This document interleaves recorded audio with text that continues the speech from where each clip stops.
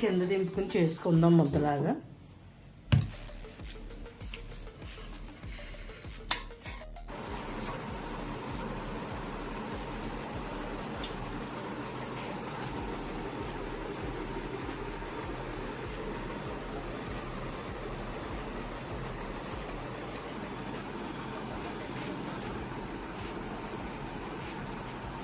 బాగుందా? మీరు ఇలా చేసుకోండి.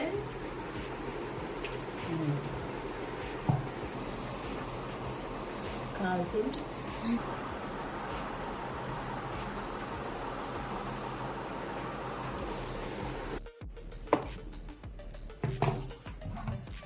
చూసారా, రెడీ అయిపోయింది సోడి ముద్ద. ఇది నాటుకోడి పులుసు వేసుకుని వేడివేడిగా మంచి తింటే సూపర్ ఉంటుంది.